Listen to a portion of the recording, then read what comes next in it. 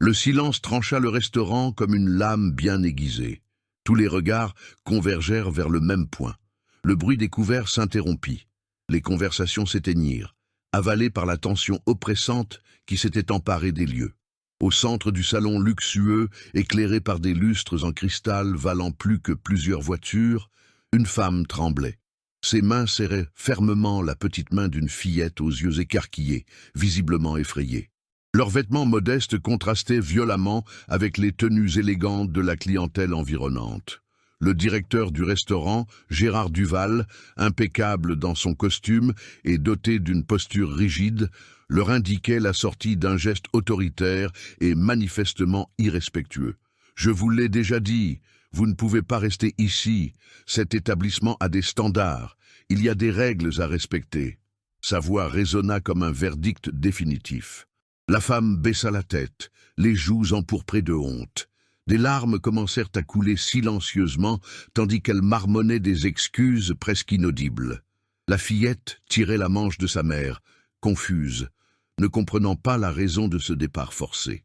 C'est à cet instant précis qu'il se leva, Alexandre Leroy, l'un des hommes les plus puissants du pays, milliardaire, implacable en affaires, craint et respecté. À ses côtés, son fils Théo, 12 ans, observait la scène avec une perplexité non dissimulée, tiraillé entre la bonne éducation qu'il avait reçue et l'injustice flagrante dont il était témoin. Alexandre fit 3 pas déterminés vers le centre de la salle. Son visage était tendu, mais ses yeux brillaient d'une intensité indéfinissable. De la colère, de la douleur, de la compassion. Il s'arrêta devant la femme et la fillette. Le restaurant entier retint sa respiration.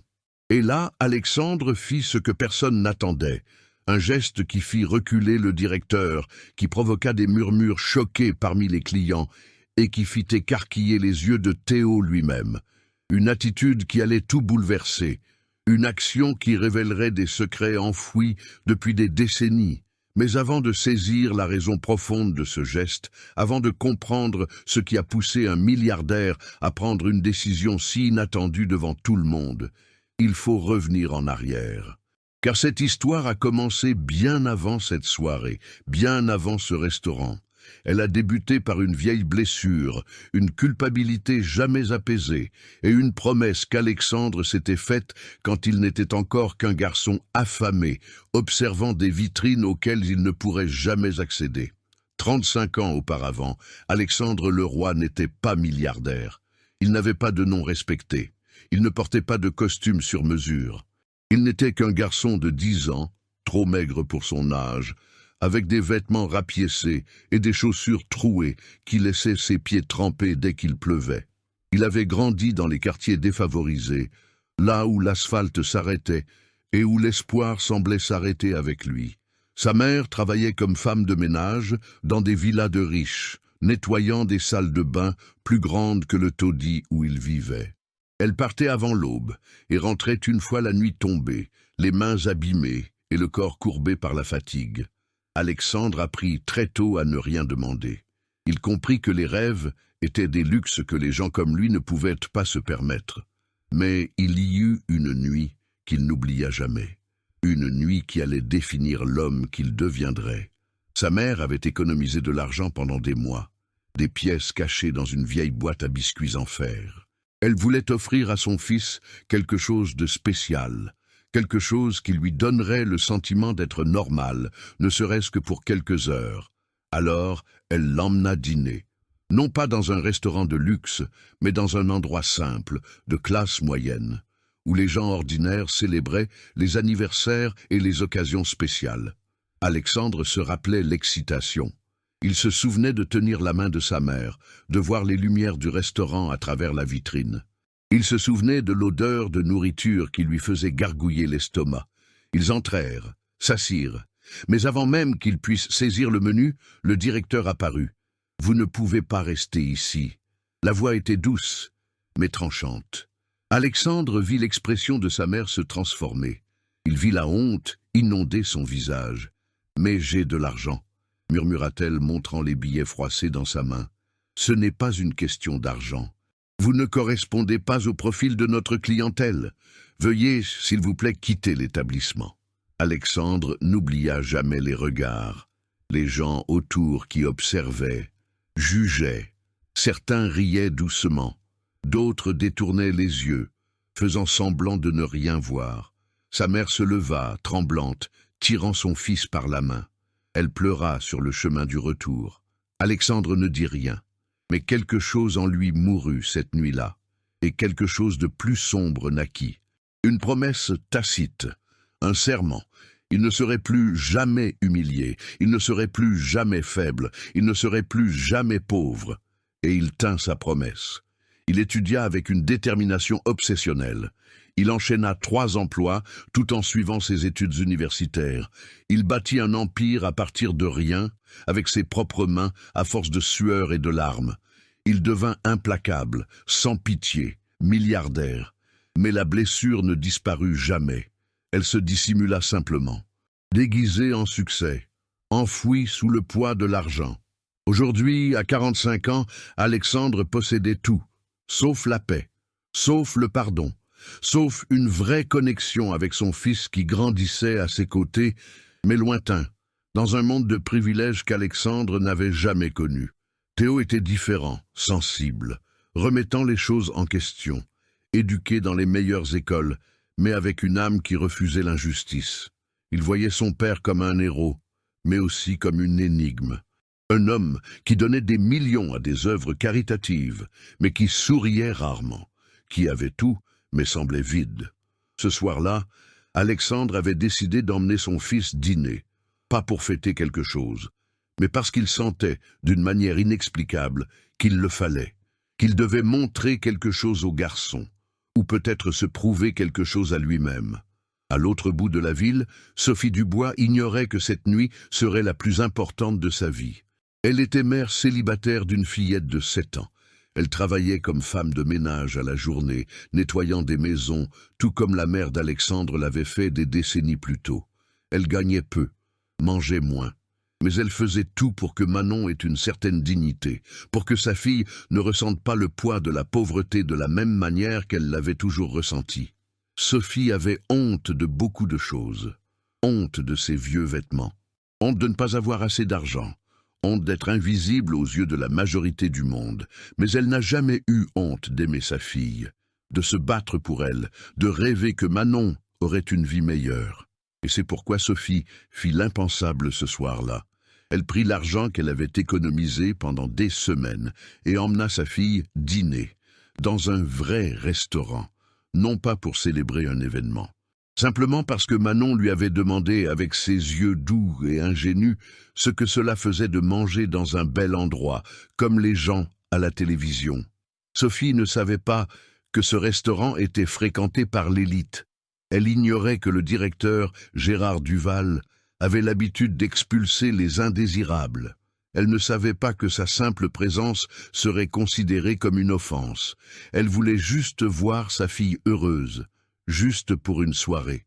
Mais le destin avait d'autres plans, des plans impliquant un milliardaire tourmenté par son passé, un garçon de 12 ans au cœur pur, une mère pauvre qui tentait d'offrir une vie digne à sa fille, et un directeur cruel sur le point de commettre une erreur qu'il n'oublierait jamais. Car cette nuit-là, à l'intérieur de ce restaurant éclairé par des lustres de cristal, 2 histoires allaient se percuter, et rien ne serait plus comme avant. Alexandre et Théo arrivèrent au restaurant à 19 h. L'endroit était exactement comme Alexandre se souvenait de tous les autres qu'il fréquentait. Somptueux, froid, impersonnel. Des lustres en cristal suspendus au haut plafond, des tables recouvertes de nappes blanches impeccables, des serveurs en uniformes élégants circulant avec des plats coûteux. Tout était parfaitement calculé pour impressionner, pour séparer ceux qui pouvaient y être de ceux qui ne le pouvaient pas. Théo regardait autour de lui avec une expression neutre. Il était habitué à de tels endroits. Il avait grandi en fréquentant des restaurants 5 étoiles, des hôtels de luxe, des clubs privés. Pour lui, c'était normal. Mais Alexandre remarquait, à la manière dont son fils observait les gens, qu'il y avait quelque chose de différent chez lui, une sensibilité que l'argent n'avait pas réussi à éteindre. « Pourquoi sommes-nous venus ici, papa » demanda Théo alors qu'il s'asseyait. Alexandre n'avait pas de réponse. Ou peut-être que si, mais il ne savait pas comment l'exprimer. Quelque chose l'avait conduit là, une agitation intérieure, un besoin de confronter des fantômes qui ne le laissaient jamais en paix, même entouré de richesses. Nous avions besoin de sortir un peu, fut tout ce qu'il dit. 15 minutes plus tard, Sophie et Manon entrèrent. Le changement d'atmosphère fut immédiat, subtil, mais indéniable. Quelques clients levèrent les yeux, d'autres murmurèrent. Sophie sentit le poids des regards et serra la main de sa fille plus fort. Manon, innocente, souriait, enchantée par les lustres qui scintillaient comme des étoiles. « Maman, c'est tellement beau !» murmura la fillette, émerveillée. Sophie força un sourire. « Oui, mon amour, c'est magnifique. » Elles se dirigèrent vers une table vide dans un coin. Sophie avait délibérément choisi un endroit discret, loin des regards, essayant de se rendre invisible. Mais avant qu'elle puisse s'asseoir, une voix coupante les interrompit. « Excusez-moi » Gérard Duval, le directeur, s'approcha d'un pas ferme. Son visage était un masque de fausse courtoisie, mais ses yeux trahissaient le mépris. « Y a-t-il un problème » demanda Sophie, la voix tremblante. « Je dois vérifier si vous avez une réservation. Je ne savais pas que c'était nécessaire. »« Ça l'est » répondit-il, croisant les bras. « Surtout pour les clients qui ne sont pas habituels. » Le ton de la phrase laissait clairement entendre ce qu'il voulait dire. Sophie comprit. Manon, confuse, tira la manche de sa mère. « On peut rester, maman, n'est-ce pas ? Ce restaurant a des standards, » continua Gérard, haussant légèrement la voix. Certains clients proches prêtaient déjà attention. Et malheureusement, sans réservation, nous ne pouvons pas vous accueillir. Mais il y a des tables vides, souligna Sophie, désespérée. Elles sont réservées. S'il vous plaît, j'ai de l'argent. Je voulais juste, madame, vous êtes en train de faire une scène. À l'autre bout du salon, Alexandre entendit tout, chaque mot, chaque inflexion dans la voix du directeur, et quelque chose se brisa en lui. 35 ans s'effacèrent en un instant. Il n'était plus dans ce restaurant de luxe. Il était de retour dans le passé. Il était un garçon de 10 ans tenant la main de sa mère, entendant les mêmes mots, ressentant la même humiliation.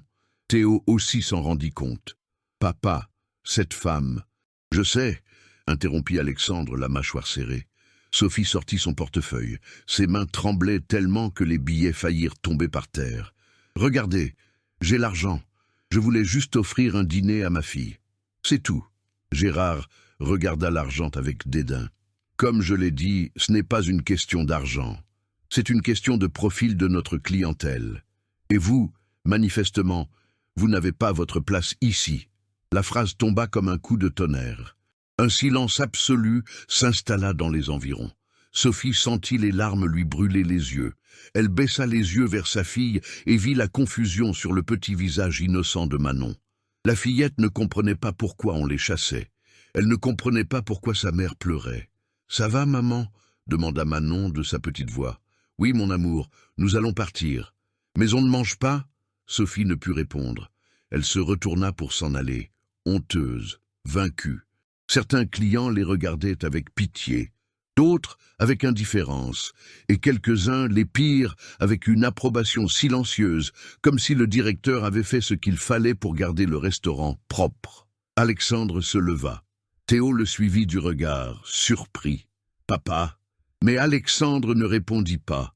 Ses pas étaient fermes, déterminés, chargés d'une émotion qu'il avait retenue pendant des décennies. Chaque pas le ramenait à son enfance. Chaque pas le rapprochait de cette femme et de cette fillette. Chaque pas l'éloignait de l'homme froid et calculateur qu'il était devenu et le rapprochait du garçon blessé qu'il avait toujours été. Gérard aperçut l'approche et se retourna, sur le point de demander à Alexandre de regagner sa place. Mais lorsqu'il reconnut qui il était, son visage pâlit. Alexandre le roi, l'un des hommes les plus riches du pays, un client qui, à lui seul, pourrait acheter ce restaurant 10 fois. « Monsieur le roi, y a-t-il un... » Alexandre l'ignora totalement. Il passa devant lui et s'arrêta devant Sophie. La femme leva les yeux, effrayée, ne comprenant pas ce qui se passait. Pourquoi cet homme impeccablement vêtu, visiblement puissant, se tenait-il devant elle? Alexandre regarda Sophie, puis Manon, et quelque chose se brisa en lui. Il tendit la main. Alexandre restait là, la main tendue. Sophie hésita, les yeux embués, ne sachant si elle devait l'accepter. Le silence du restaurant était pesant. Les regards des clients perçaient comme des aiguilles.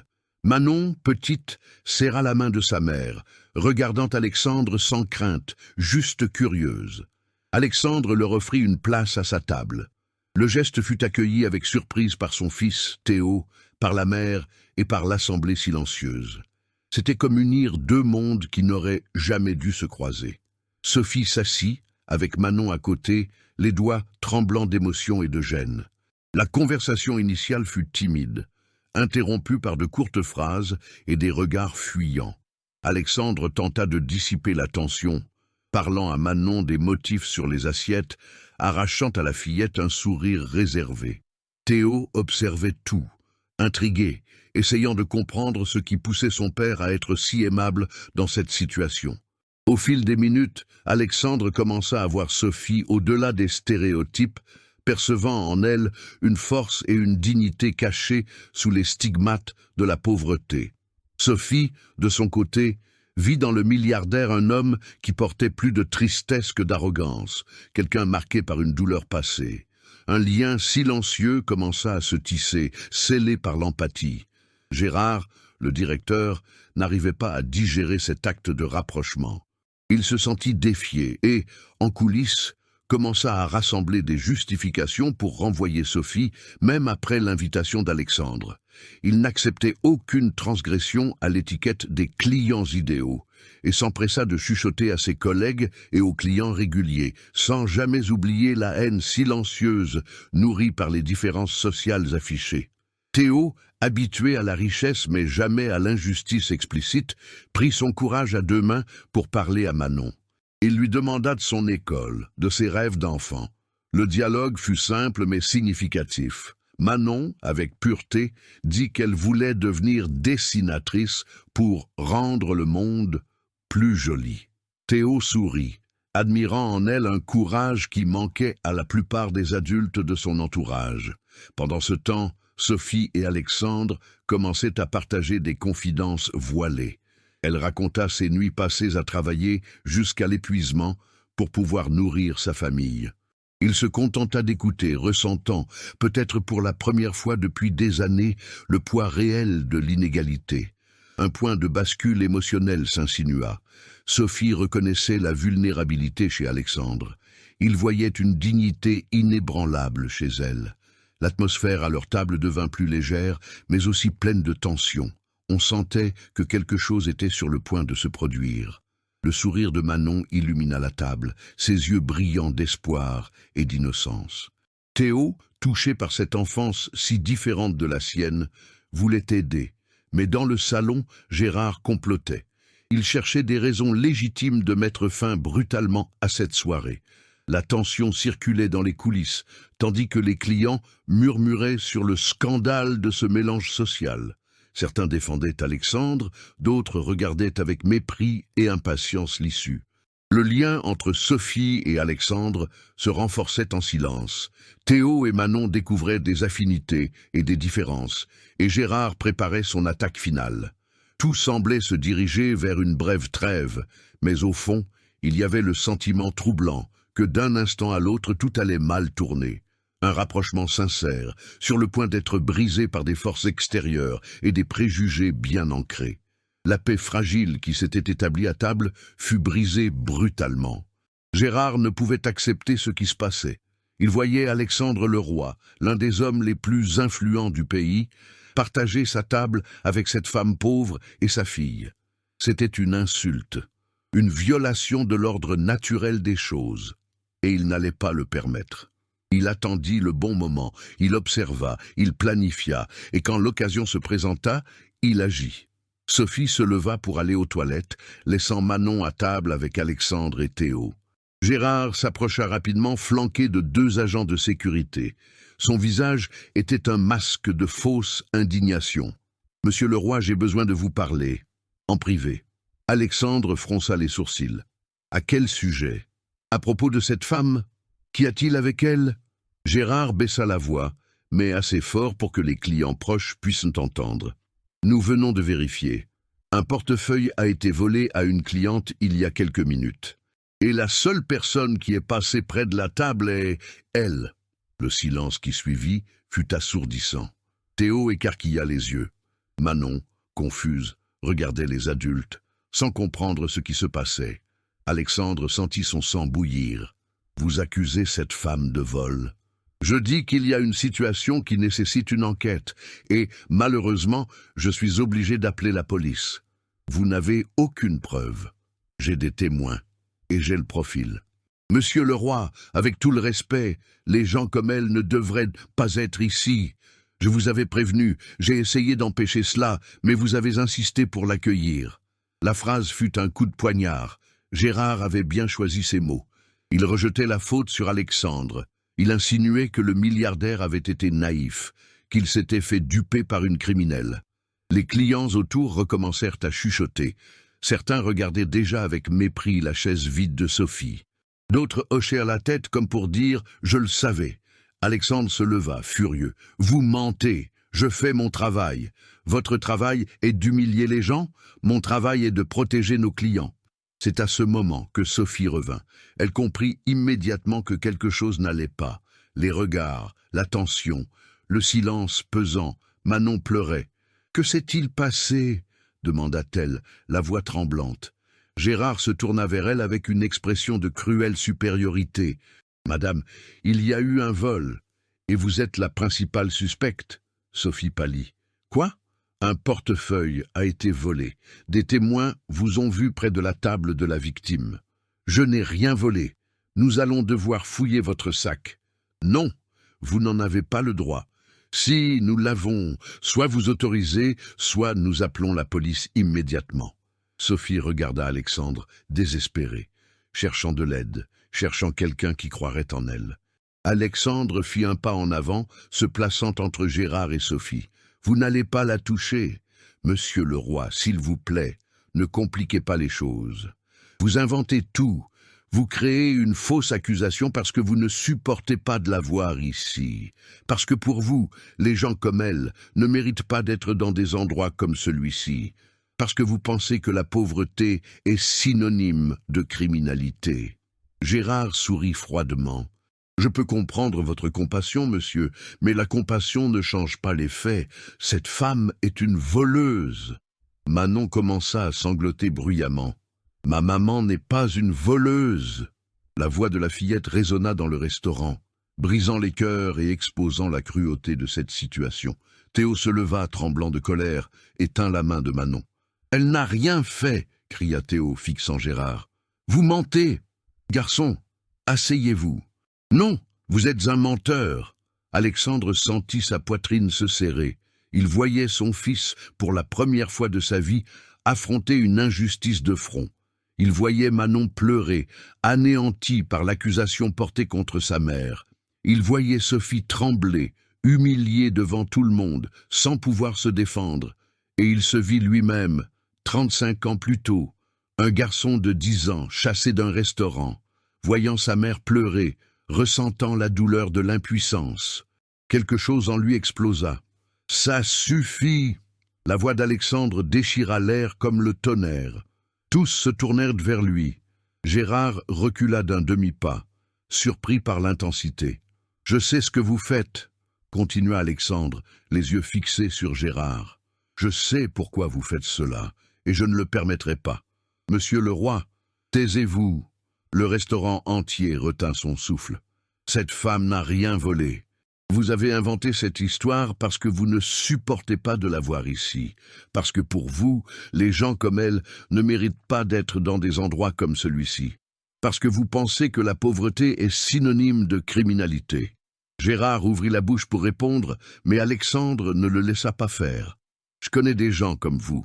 J'ai grandi en étant jugé par des gens comme vous. Je sais ce que c'est d'être chassé d'un endroit juste parce que vos vêtements ne sont pas assez bien. Parce que votre argent n'est pas suffisant, parce que vous n'êtes pas assez. » Sophie regarda Alexandre, stupéfaite. Théo aussi. C'était une facette de son père qu'il n'avait jamais vue. « Vous voulez appeler la police ?» continua Alexandre, la voix chargée d'émotion. « Alors appelez. Mais sachez que je vais vous poursuivre, vous et ce restaurant, pour diffamation. Je vais tout révéler. Je vais m'assurer que tout le monde sache quel genre de personne vous êtes. » Gérard hésita. Pour la première fois, il parut incertain.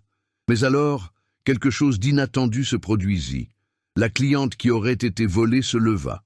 Une femme d'âge moyen, élégamment vêtue, avec une expression embarrassée sur le visage. « J'ai retrouvé mon portefeuille, » dit-elle à voix basse. « Il était au fond de mon sac. Je me suis trompée. » Le silence fut complet. Gérard devint livide. L'accusation s'effondra devant tout le monde. Sophie se couvrit le visage de ses mains, sanglotant de soulagement. Manon courut vers sa mère, l'étreignant fort. Théo resta à leur côté, comme un gardien silencieux.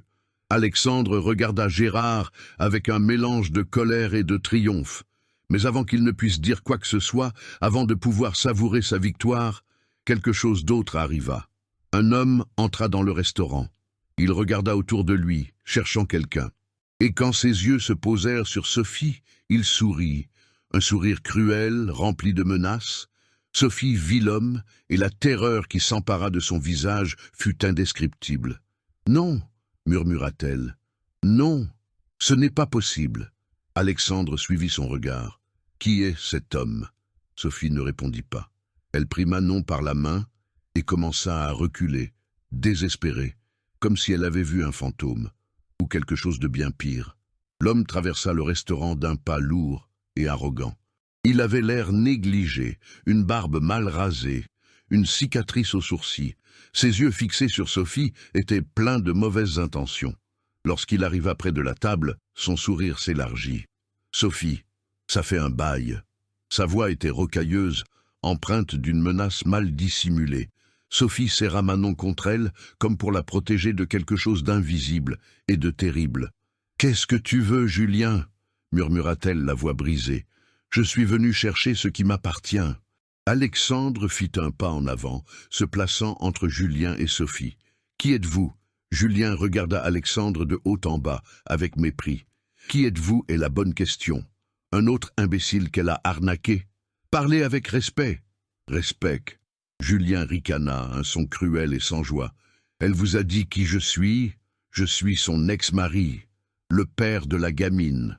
Le sol sembla s'ouvrir sous les pieds de Sophie. Manon regarda l'homme avec peur, cachant son visage contre l'épaule de sa mère. Théo resta à leur côté, tendu, ne sachant que faire. « Tu n'es pas son père, » dit Sophie, la voix tremblante de colère et de peur. « Tu ne l'as jamais été. Biologiquement, si. Et j'ai des droits. » Alexandre sentit la tension monter. « Qu'est-ce que vous voulez ?»« De l'argent, elle m'en doit. Elle s'est enfuie il y a 5 ans en emmenant ma fille. Elle m'a laissé dans la misère. Maintenant, je viens récupérer. »« C'est un mensonge !» explosa Sophie. « Tu me battais. Tu buvais tout l'argent que je gagnais. Je me suis enfui parce que tu allais me tuer. » Les clients autour commencèrent à s'éloigner, mal à l'aise face à la scène. Gérard observait tout de loin, un sourire satisfait aux lèvres, comme s'il assistait à la confirmation de tous ses préjugés. Julien fit un pas menaçant vers Sophie. « Tu vas me payer ce que tu me dois, ou j'irai chercher la fillette par la justice. J'ai des droits de père. »« Vous ne poserez pas un doigt sur elle, » dit Alexandre, la voix basse et dangereuse. « Et qui va m'en empêcher? Vous ?» Julien ricana. « Laissez-moi deviner. Playboy riche tombé amoureux de la pauvrette. Vous croyez pouvoir tout acheter avec de l'argent, n'est-ce pas? Mais là, c'est différent, mon ami. C'est de la famille. C'est le sang. » Alexandre ouvrit la bouche pour répondre, mais réalisa avec une horreur croissante que Julien avait raison sur un point. L'argent ne résoudrait pas cela. Le pouvoir non plus. Si Julien était vraiment le père biologique, il avait des droits légaux, et Alexandre, aussi riche et influent fût-il, ne pouvait pas simplement le faire disparaître. Il était habitué à régler les problèmes avec des chèques, des contrats, des menaces de poursuites judiciaires. Mais là, face à cet homme violent et à cette situation familiale complexe, Alexandre se sentit impuissant pour la première fois depuis des décennies. Sophie, donne-moi 10 000 € et je m'en vais, pour l'instant, dit Julien. Je n'ai pas 10 000 €, cria Sophie, désespérée. J'ai à peine de quoi manger. Alors tu vas t'arranger pour en trouver. Ou je reviens, et la prochaine fois j'amène la police. Et je t'enlève la gamine. Manon commença à pleurer bruyamment, s'accrochant à sa mère. Théo essaya de la consoler, mais ne savait comment faire. Alexandre était paralysé, l'esprit embrouillé, cherchant une issue qui n'existait pas. C'est alors que Gérard s'approcha, accompagné des 2 agents de sécurité. « Messieurs, je vais devoir vous demander de partir, vous tous, vous perturbez nos clients. » Alexandre se tourna vers lui, incrédule. « Vous plaisantez. Je fais mon travail. Cette altercation est inacceptable. Un homme menace cette femme et vous voulez la chasser, elle ? Je veux vous chasser tous, y compris vous, monsieur le roi. » Le coup fut direct. Gérard savait qu'il risquait sa place, mais il savait aussi qu'il avait des témoins. Alexandre s'était impliqué dans un scandale public. Il avait crié, il avait fait une scène, et maintenant, avec l'arrivée de l'ex-mari violent de Sophie, la situation était devenue insoutenable pour le restaurant. « Vous avez 2 minutes pour partir, ou j'appelle la police », déclara Gérard. Alexandre regarda autour de lui. Il vit les clients qui observaient avec des expressions de jugement, de peur et de curiosité morbide. Il vit Sophie s'effondrer, serrant Manon. Il vit Théo les larmes aux yeux, frustré et effrayé. Il vit Julien sourire, sachant qu'il avait gagné. Et pour la première fois depuis longtemps, Alexandre le roi ne savait pas quoi faire. Il tenta de protester, il tenta de discuter, mais les agents de sécurité s'approchèrent, fermes, professionnels. Gérard croisa les bras, inflexible. Julien attendait simplement, patient comme un prédateur. Sophie tira Alexandre par la manche. « S'il vous plaît, partons. Je ne veux plus d'ennui. Mais, s'il vous plaît. » Il y avait tant de désespoir dans sa voix qu'Alexandre céda. Il hocha la tête, vaincu. Théo suivit son père, la tête basse. Sophie porta Manon dans ses bras, la fillette sanglotant contre l'épaule de sa mère. Ils quittèrent le restaurant sous le regard de tous. L'humiliation était complète, le silence assourdissant. Dehors, sur le trottoir froid, Sophie s'effondra. Elle s'assit sur le bord du trottoir, pleurant de manière incontrôlable, serrant sa fille contre sa poitrine. Manon pleurait avec elle, sans comprendre tout à fait ce qui se passait, mais ressentant le désespoir de sa mère. Alexandre resta debout, les mains dans les poches, regardant le ciel nocturne, se sentant plus inutile qu'il ne l'avait jamais été. Théo serra Manon dans ses bras, essayant d'être fort, mais les larmes coulaient aussi sur son visage. « Je n'aurais pas dû venir », murmura Sophie entre ses sanglots. « Je savais que ça allait arriver. Les gens comme moi ne peuvent pas aller dans des endroits comme ça. J'ai mis ma fille en danger, je l'ai fait venir ici. Vous n'avez rien fait de mal, » tenta de dire Alexandre. « Si, j'ai accepté votre gentillesse. J'ai cru que je pouvais avoir une soirée normale, mais je ne peux pas. Je ne pourrai jamais. Et maintenant il sait où je suis, il va me traquer, il va m'enlever ma fille. » Alexandre ouvrit la bouche pour répondre, mais il n'avait pas de mots, parce que, au fond, il savait que Sophie pouvait avoir raison. Julien avait des droits légaux. Le système était de son côté, pas du sien, et l'argent, pour la première fois dans la vie d'Alexandre, ne suffisait pas à arranger cela. Il avait échoué, complètement. Il avait essayé d'aider et n'avait fait qu'empirer les choses. Sophie se leva tenant Manon par la main. « Je dois y aller. »« Attendez, non, ça suffit. Je dois protéger ma fille, et rester près de vous ne fera qu'apporter plus de problèmes. » Elle commença à s'éloigner, emmenant Manon avec elle. La fillette regarda en arrière, vers Théo, les yeux rouges à force de pleurer. Théo leva la main dans un adieu silencieux et triste. Alexandre regarda Sophie disparaître dans l'obscurité de la nuit.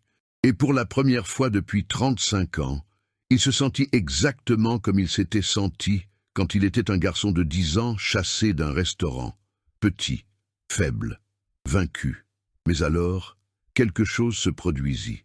Théo tira la manche de son père. Et quand Alexandre baissa les yeux, il vit une détermination dans les yeux de son fils qu'il n'avait jamais vue auparavant. « Papa !» On ne peut pas la laisser partir comme ça.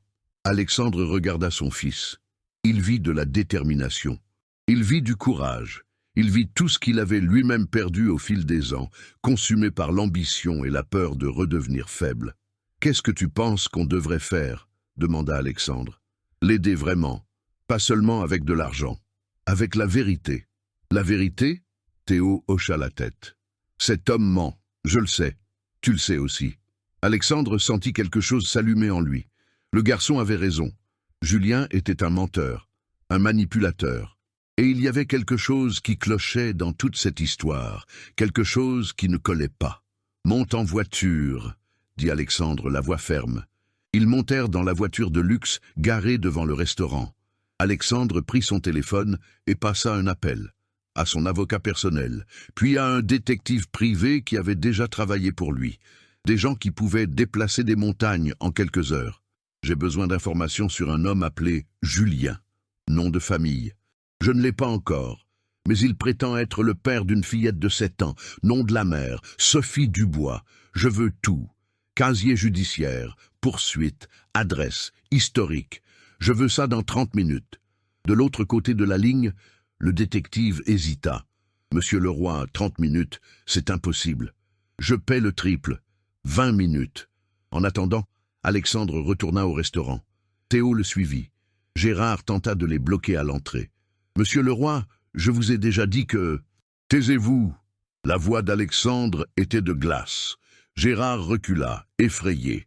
Alexandre entra, Théo à ses côtés, et marcha directement jusqu'à la table où Julien était assis, buvant une bière, souriant comme s'il venait de gagner à la loterie. « Vous !»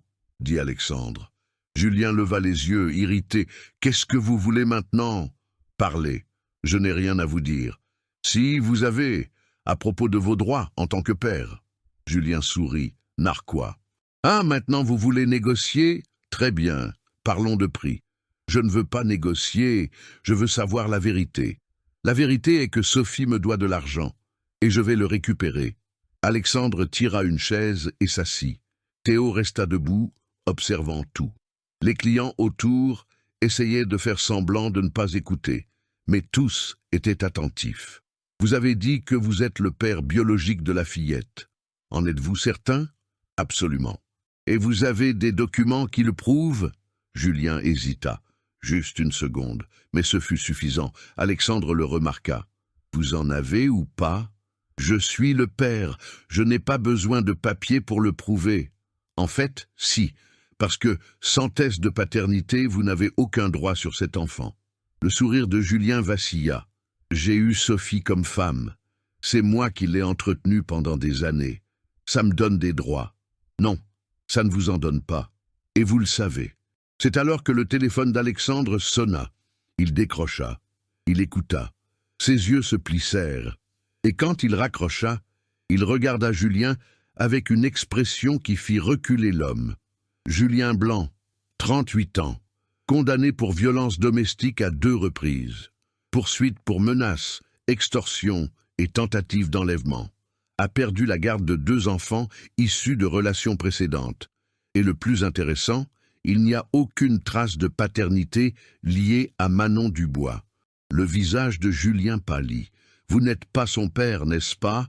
continua Alexandre, la voix basse et dangereuse. « J'ai pris soin d'elle. Vous frappiez sa mère. Vous menaciez l'enfant. Et maintenant, 5 ans plus tard, vous réapparaissez pour extorquer de l'argent. » Julien se leva, nerveux. « Vous ne savez rien. Je sais tout. Mon détective a parlé aux voisins, aux assistantes sociales. Il y a un rapport de police que Sophie a déposé il y a 5 ans. Vous avez failli la tuer. Elle s'est enfuie avec sa fille pour la protéger de vous. » Le silence dans le restaurant était total. Tous regardaient Julien, qui transpirait à grosses gouttes. « Je vais vous poursuivre en justice, » dit Alexandre, se levant. « Je vais m'assurer que vous ne vous approchiez plus jamais d'elle. Et si vous essayez, j'utiliserai toutes les ressources dont je dispose pour vous mettre en prison. » Julien ouvrit la bouche, mais aucun son n'en sortit. Il regarda autour de lui, vit les regards de jugement et recula. Sans dire un mot, il quitta le restaurant pratiquement en courant. Alexandre se tourna vers Gérard, qui assistait à tout avec une expression de choc. « Maintenant vous, je n'ai rien fait. Vous avez accusé une femme innocente de vol. Vous l'avez humiliée, elle et sa fille. Vous l'avez chassée de votre établissement par pur préjugé. Monsieur le roi, j'étais juste en train de sauvegarder le standing du restaurant, je sais, mais voici ce que vous ne savez pas. » Alexandre fit un pas en avant. Sa voix résonna dans le salon. « Il y a 35 ans, j'étais un garçon de 10 ans. Ma mère était femme de ménage. Elle a économisé de l'argent pendant des mois pour m'emmener dîner dans un restaurant. Pas un endroit luxueux comme celui-ci, juste un endroit normal. Mais le directeur nous a chassés. Il a dit que nous ne correspondions pas au profil des clients. Ma mère a pleuré dans la rue. Et moi, enfant, j'ai juré que je ne serais plus jamais humilié de la sorte. Le restaurant entier était silencieux. J'ai construit un empire. J'ai gagné des milliards. Je suis devenu puissant. Mais rien de tout cela n'a guéri la douleur de ce jour-là. Rien de tout cela ne m'a fait oublier le regard des gens, le mépris, l'humiliation. Théo regardait son père, les yeux embués. Et aujourd'hui, en voyant cette femme et cette fillette traitées de la même manière, j'ai réalisé quelque chose. J'ai compris que peu importe l'argent que j'ai, peu importe le pouvoir, si je ne fais rien, si je permets que des gens comme vous continuent d'humilier les plus faibles, alors j'ai échoué. Je suis devenu aussi vide que ceux qui m'ont humilié. Alexandre se tourna vers les clients. Vous avez tous vu. Vous avez vu l'injustice. Et vous êtes restés silencieux. Pourquoi? Parce que c'est plus facile, parce que ça ne vous affecte pas directement. Mais un jour, ça pourrait. Un jour, vous ou quelqu'un que vous aimez pourriez être de l'autre côté, et vous voudrez que quelqu'un se lève, que quelqu'un se batte. C'est alors que Théo s'avança. « Mon père m'a toujours dit que l'argent ne définit pas le caractère, » dit le garçon, la voix ferme. « Mais je n'ai jamais compris ce que cela signifiait, jusqu'à aujourd'hui. Aujourd'hui, j'ai vu que certaines personnes utilisent la richesse comme un bouclier. D'autres comme une arme, mais les meilleurs l'utilisent comme un outil pour changer le monde. » La phrase résonna, simple, profonde, vraie. Alexandre regarda son fils, la fierté inondant sa poitrine. Gérard tenta de se défendre. « J'étais juste en train de faire mon travail. Votre travail est terminé, » dit une voix depuis l'entrée. Tous se tournèrent. Le propriétaire du restaurant était arrivé, alerté par le personnel du scandale. Il regarda Gérard avec colère. « Vous êtes renvoyé, et je vais personnellement m'assurer que Sophie Dubois reçoive des excuses formelles et une compensation. » Alexandre hocha la tête. La justice, enfin, était en train d'être rendue. Mais il y avait quelque chose de plus important à faire. Il prit Théo par la main, et ils sortirent du restaurant, courant, cherchant Sophie et Manon dans les rues sombres. Et quand ils les trouvèrent enfin, assises à un arrêt de bus, enlacées et pleurant, Alexandre s'arrêta devant elle. Sophie leva les yeux, surprise, et Alexandre lui tendit la main, encore une fois. Mais cette fois, avec plus que de la gentillesse, avec la vérité. Sophie regarda la main tendue d'Alexandre, puis son visage, et elle vit quelque chose de différent. Ce n'était plus seulement de la gentillesse, c'était de la détermination. C'était un but. « Il est parti, » dit Alexandre. « Julien ne vous importunera plus, je m'en suis assuré. » « Comment ? » ?»« La vérité, il n'est pas le père de Manon. Il n'a jamais été enregistré. Il n'a pas de droits légaux. Et il a un casier judiciaire qui le tiendra loin de vous. » Sophie couvrit sa bouche de ses mains, les larmes coulant. « Je ne sais pas comment vous remercier. Vous n'avez pas à me remercier. Mais vous devez venir avec moi. »« Où ça ? » ?»« De retour au restaurant. » Sophie recula, effrayée. « Non, je ne peux pas. Pas après. Vous devez. Nous devons. Parce que cela ne concerne pas seulement vous. Cela concerne toutes les personnes qui ont été humiliées, chassées, jugées parce qu'elles sont pauvres, parce qu'elles ne correspondent pas. Quelqu'un doit dire « stop ». Et aujourd'hui, cette personne, c'est vous. Théo s'approcha de Manon, lui prenant la main. « Viens avec nous. Ça va aller. » Manon regarda sa mère, pleine d'espoir. Et Sophie, voyant le courage dans les yeux de sa fille, hocha la tête. Ils revinrent. Tous les quatre ensemble. Ils entrèrent dans le restaurant, sous le regard surpris de tous. Le propriétaire était là, essayant de calmer les clients, s'excusant pour le scandale. Quand il vit Alexandre, il s'approcha immédiatement. « Monsieur le roi, rassemblez tous les clients. Je veux leur parler. »« Maintenant ?»« Maintenant. » Le propriétaire hésita, mais obtempéra. En quelques minutes, tous les clients étaient réunis dans le salon principal. Quelques tables avaient été écartées pour créer un espace central. Alexandre se tenait là, avec Sophie, Manon et Théo à ses côtés. « Bonsoir », commença Alexandre, la voix ferme résonnant dans la salle. « Je sais que vous êtes venus ici pour un dîner tranquille, et je regrette d'avoir interrompu cela, mais certaines choses sont plus importantes que la tranquillité. » Certains clients murmurèrent, mal à l'aise. D'autres observaient simplement, curieux. Vous avez vu ce qui s'est passé ici aujourd'hui. Vous avez vu une femme et sa fille être humiliées, faussement accusées, chassées. Et la plupart d'entre vous n'ont rien fait. Certains ont même donné leur accord en silence. Parce que c'est plus facile comme ça, n'est-ce pas? Faire semblant de ne pas voir. Faire semblant que ce n'est pas notre problème. Alexandre marqua une pause, laissant les mots s'enfoncer. Mais c'est notre problème. Parce que lorsque nous permettons à l'injustice de se produire sous nos yeux, nous devenons complices. Lorsque nous jugeons les gens par les vêtements qu'ils portent, par l'argent qu'ils ont, par leur apparence, nous détruisons la base de notre humanité. Une femme âgée, assise à une table voisine, baissa les yeux, honteuse. « Sophie Dubois », continua Alexandre, se tournant vers elle, « est une femme qui travaille plus dur en une journée que la plupart d'entre nous en une semaine. Elle nettoie des maisons, elle élève sa fille seule, elle se bat pour mettre de la nourriture sur la table. Et quand elle a décidé d'offrir à sa fille une soirée spéciale, un simple dîner dans un bel endroit, elle a été traitée comme une criminelle. » Sophie tenait la main de Manon, les larmes coulant silencieusement. Et pourquoi?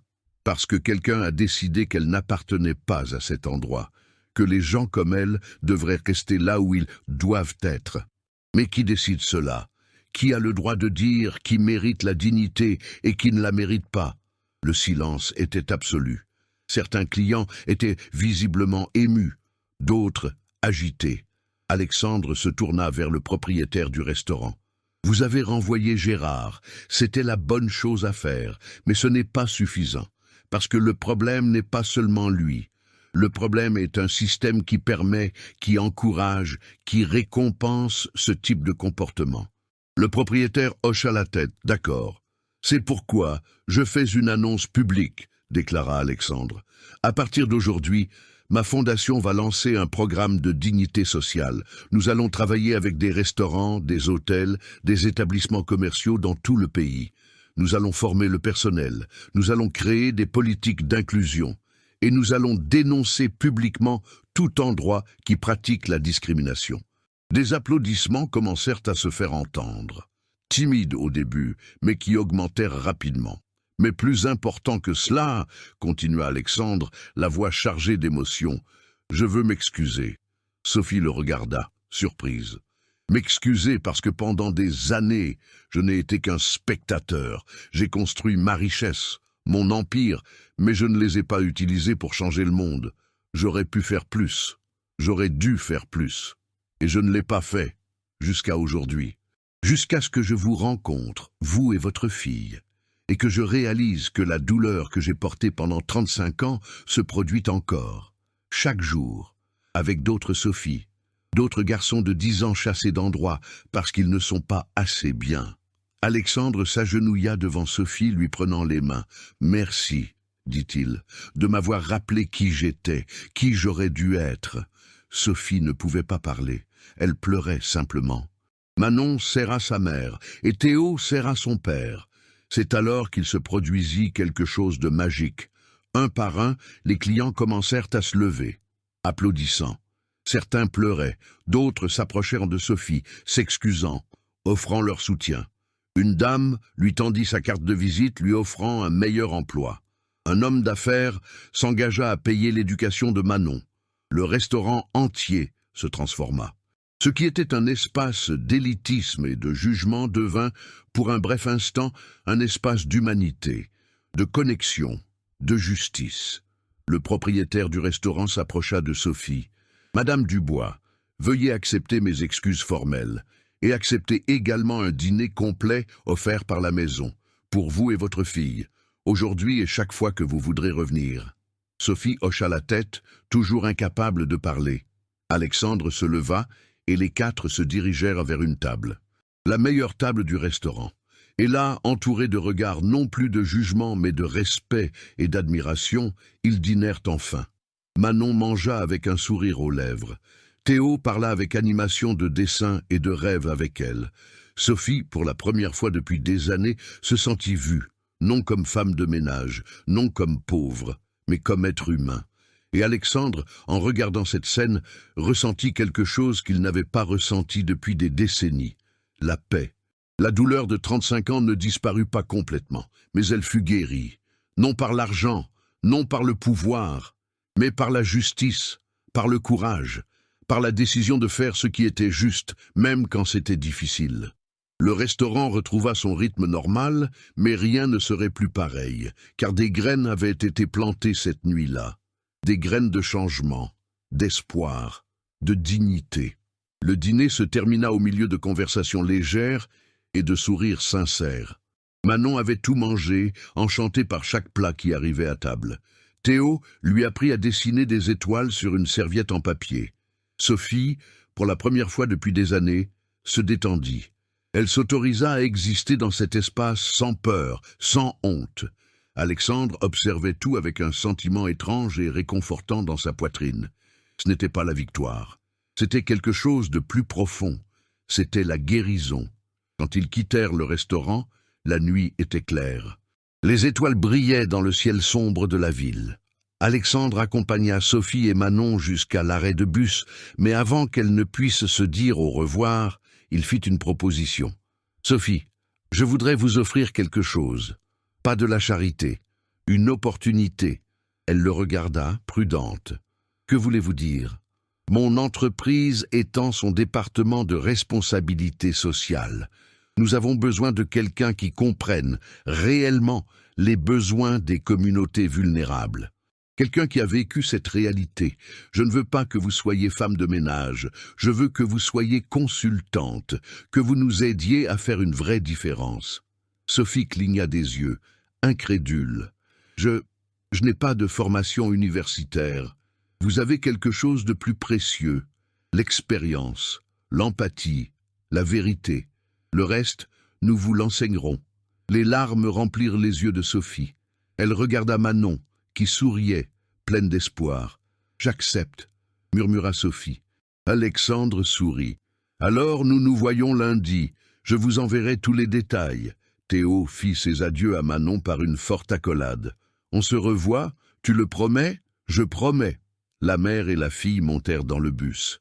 Elles agitèrent la main par la fenêtre, tandis que le véhicule s'éloignait. Alexandre et Théo restèrent là, immobiles, observant jusqu'à ce que les feux arrière disparaissent dans l'obscurité. « Papa, » dit Théo, rompant le silence, « tu as changé aujourd'hui. »« Non, mon fils. Je suis redevenu celui que j'aurais toujours dû être. Comment te sens-tu » Alexandre inspira profondément, sentant l'air froid de la nuit remplir ses poumons. « Je me sens libre. » Ils marchèrent vers la voiture dans un silence confortable. Avant de monter, Alexandre regarda en arrière, vers le restaurant. Les lumières étaient toujours allumées. Les gens dînaient toujours. Mais quelque chose avait changé. Une graine avait été plantée. Sur le chemin du retour, Théo s'endormit sur le siège passager. Alexandre conduisait en silence, pensif, pensant à sa mère qui n'était plus là, pensant au garçon de 10 ans qu'il avait été, pensant à la promesse qu'il avait faite cette nuit lointaine. Il avait promis de ne plus jamais être faible, de ne plus jamais être humilié. Et il avait tenu cette promesse. Mais aujourd'hui, il réalisa que la vraie force ne résidait pas dans l'accumulation de pouvoir. Elle résidait dans le fait de l'utiliser pour protéger les faibles, pour donner une voix aux silencieux, pour transformer la douleur en justice. Arrivé à la maison, Alexandre porta Théo dans ses bras jusqu'à sa chambre. Il couvrit son fils avec la couverture et resta là, observant le visage paisible du garçon endormi. Et il fit une nouvelle promesse, silencieuse, mais puissante. Il promit que Théo grandirait différemment, qu'il apprendrait dès son plus jeune âge que la dignité n'est pas un privilège, c'est un droit, que la compassion n'est pas une faiblesse, c'est la plus grande force qu'on puisse posséder. Alexandre descendit à son bureau.